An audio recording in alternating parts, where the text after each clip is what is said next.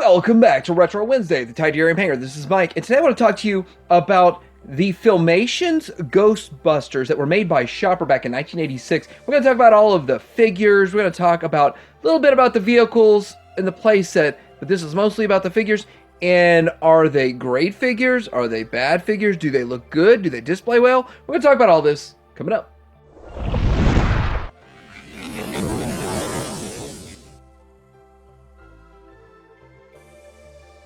So starting out, I'm going to get a little bit of hate for this, I'm sure, but I did not like the real Ghostbusters toy line. Now, one of the things down the road later on when I got into collecting, I like these.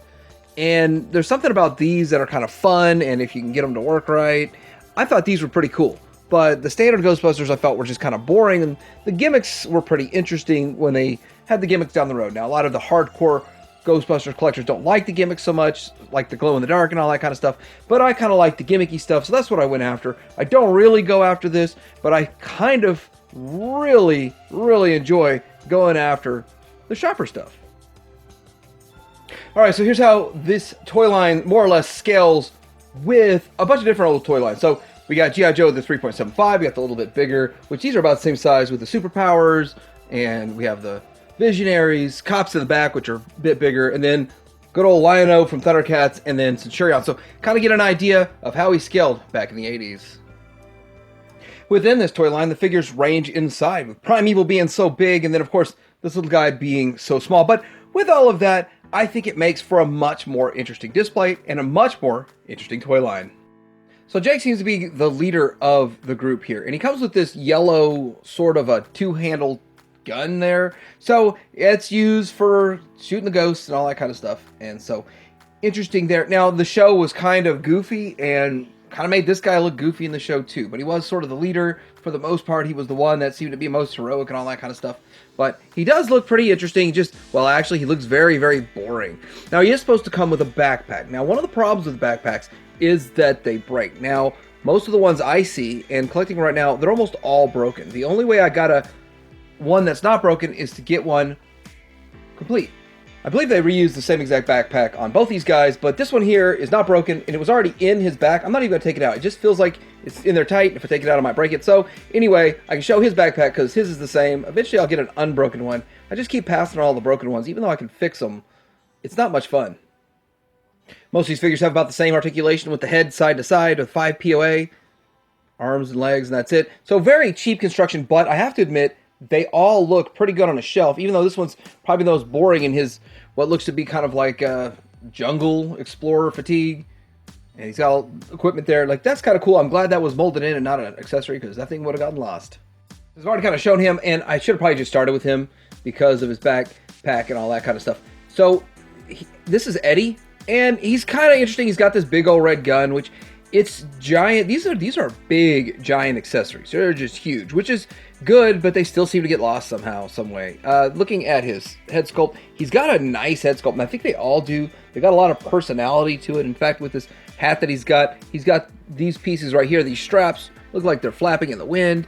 So it's an interesting add-on, which they probably could snap off. But a lot of color, a lot of paint apps from the white to the silver to the yellow and then the red and all that. So quite a few paint apps in here.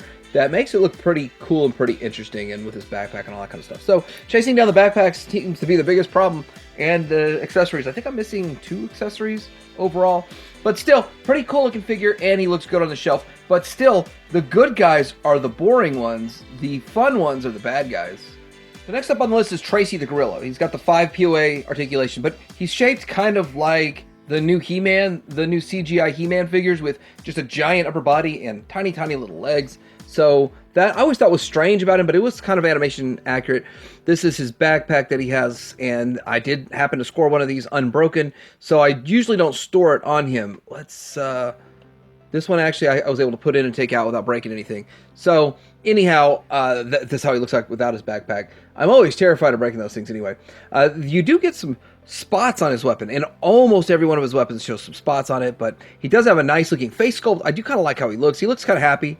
And he is the engineer or the scientist or the guy that makes all the equipment to bust the ghosts. He's got these little safari-looking shorts on, and he's got paint apps on his hands and his face and all that kind of stuff. So really kind of a cool-looking toy. but more, in my opinion, like a statue.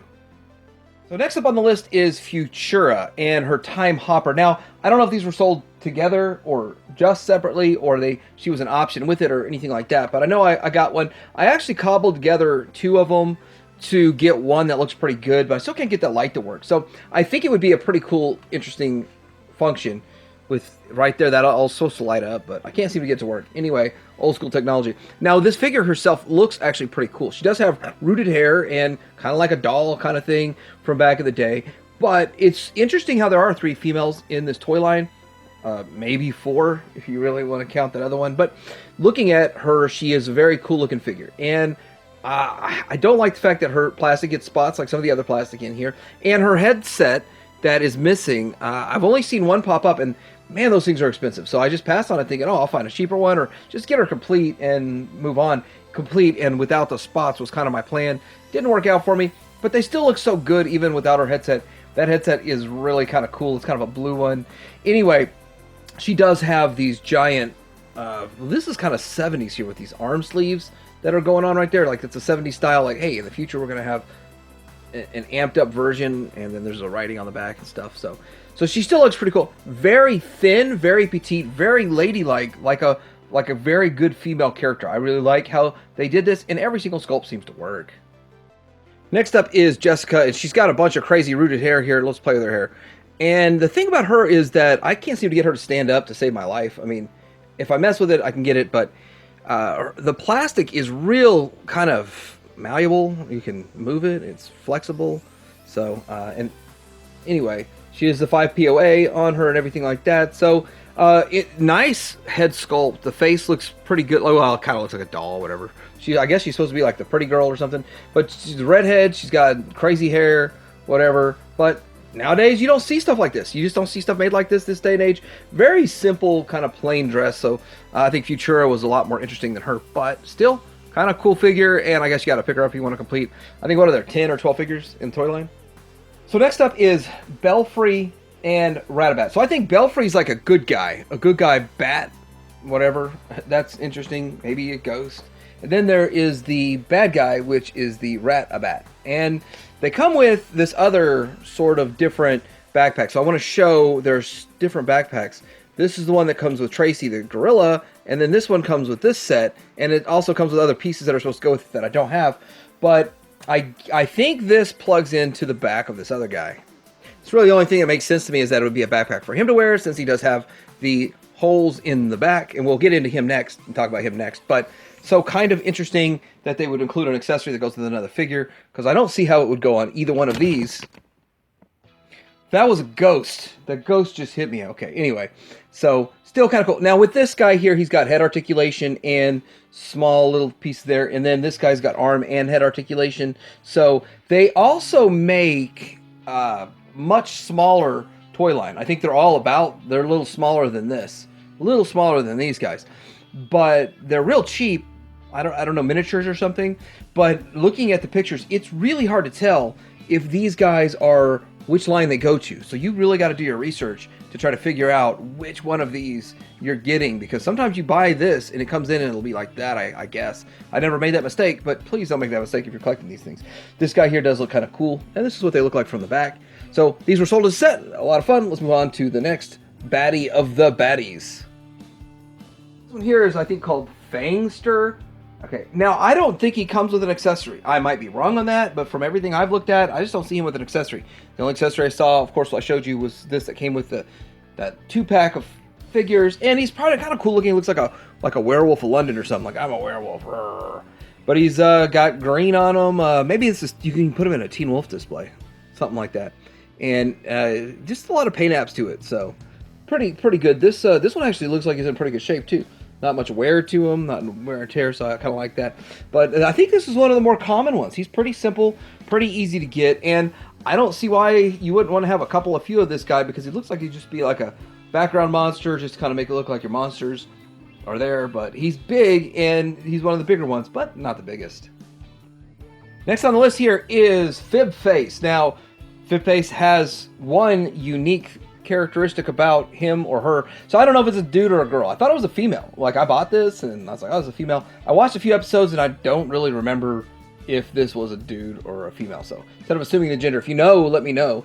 And anyway, it's still kind of an interesting looking oddball kind of figure. And as odd as it looks cool. It's a cool looking character that's so different than anything else. And that's the thing about this. Most of these figures are really different from anything else you'd see out there. But the big party trick here is you can go from happy to sad and back to happy. And the eyes are closed while he's laughing. Or she's laughing. I don't know. Anyway. And they're mad again. So, cool looking figure. Let's move on to the next one. Next on the list is Haunter. Now, this dude here is, I don't think he comes with an accessory either. I think he's just him. Like, hey, I think he's a ghost, so he's Haunter. So, hey, I'm a ghost. But he does look like he's, like, they had a big kind of safari-looking theme going on. Everything kind of looked like the good guys wear safari-looking clothes. And then this dude looks like he's on a safari, but he's a ghost. And I don't know. I guess I should watch the whole show to know more about it. But you don't have to watch the whole show to collect the figures. They just look kind of cool. They look, in my opinion, way better than what you get from Ghostbusters. So, the real Ghostbusters. But look at him. He's got interesting detail on the hat, and it's all painted really nice there. And his face got that nice long mustache that's going on. Some chops there. Not really. Okay, not really. And for whatever reason, there's this mark. I guess it's supposed to be like a tail or something. Tail in the jacket. The jacket comes to a tail, so you see the shorts underneath. Kind of interesting work. Like, they put a lot of thought into how can we make this stuff look more real, more real life, which it's a cartoon, so how can we make it look more tuned? But still, pretty cool looking. So MYSTERIA is the best and the worst figure in the toy line. She's the best toy line in the toy line because I think she looks amazing. Just looks absolutely outstanding. Just what you would picture a figure to look like. Looks like straight from the Addams Family. You can just swap her out, put her next to kind of a Frankenstein and say you got the Addams Family going on. But she has the rooted hair, but it's also doubled with plastic hair. So it looks like business in the front and a party in the back.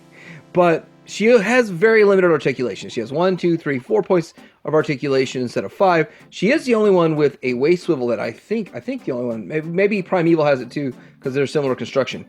But then the whole bottom legs are just one molded, so it's a statue in a way. But she still looks amazing, and since all I use her for is a display on the shelf, she's perfect. But yeah, as an action figure or a toy, not much fun at all. Next up is Scared Stiff. So I'm sure there's a lot of jokes about this guy out there on the playgrounds, but looking at him, he's weird looking. Scared Stiff. He does have some spots, so they do not age well. They do not. This plastic breaks down. I don't know why it gets spots. Some people call it mold.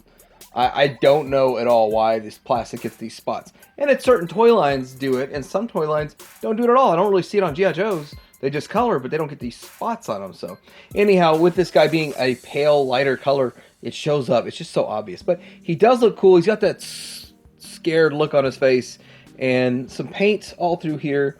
So he's got wires right here too. So maybe like he's a robot. I think he might be a robot, but I thought he was a skeleton. Maybe he's a skeleton robot. Maybe he's a cyborg or something like that. But still pretty interesting, and so many different characters in this toy line that looks so different. Makes for a very interesting display.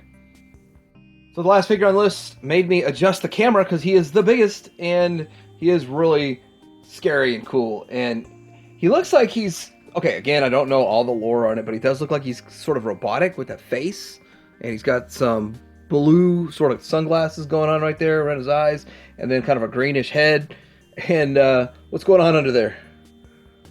All this is going on underneath there with some metallic plate and all that stuff. His accessory is a soft good, and that's his accessory. And let's see, does he have, yep, he has waist swivel just like MYSTERIA does. And he's got his, of course, his arms moving, all that kind of stuff. But really, he's just the mastermind making the plans and giving all the orders. So he really doesn't do a whole lot. So I guess you can execute his role in the show pretty well. And here it is, just more of this. The back's the same as the front, more or less. So pretty cool, pretty interesting, massive, big figure, a lot of fun, and looks great on the shelf. So getting into the vehicles, this Ghostbusters Ghost Buggy is a bear to get your hands on, one that's not broken and has all its parts. And I got a couple of small breaks in mine here and there. But to say I got a hold of one for really only missing one part, missing one piece, and it's the top that goes down. And well, actually, I'm missing one more piece that clips to the front of this. So I'm missing two pieces on it, and so that's not bad for like $200. So I did have to, buy some separate parts and stuff, but I got a good start on it and got a few extra parts, and now I just need one more part. But the thing about it is that it is really, really cool, and I'm not going to review it till it's complete, and it is still broken in some areas, so I got to be very careful with it when I convert it. But I can convert it or transform it if I want to. Also, you can, you have foot pegs right here. You can put your foot peg on this, but this isn't so much the vehicle review. It's more of just kind of showing you the vehicle. I didn't really want to do the vehicle review in this, but since I got it right here, we can kind of see what it looks like, and it looks pretty cool.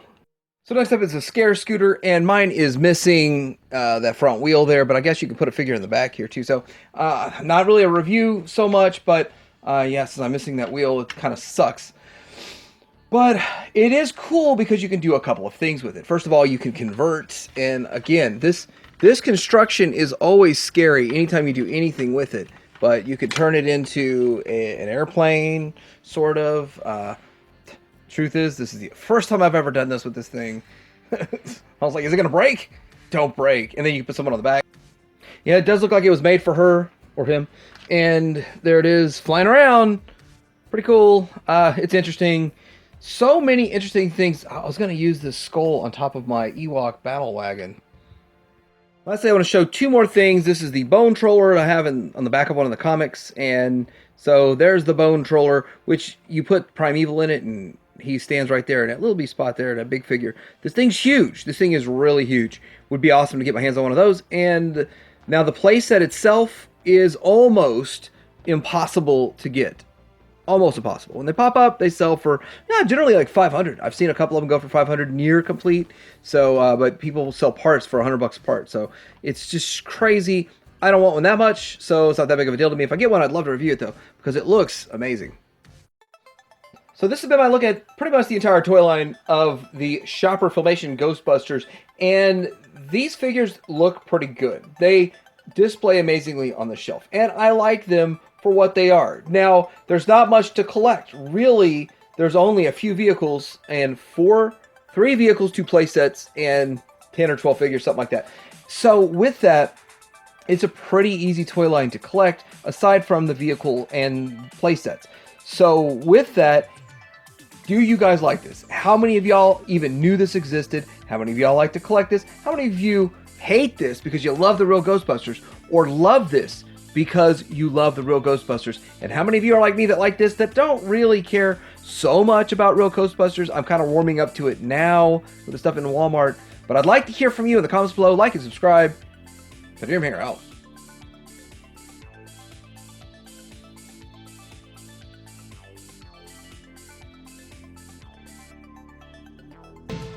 Let's go, Ghostbusters!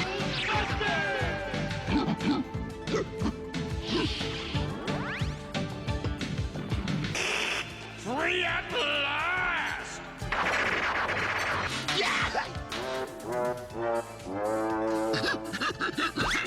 That room's mine. I want that room. The full moon shines in there. Primeval promised me the room with the night light. Primeval says, get your lazy bones downstairs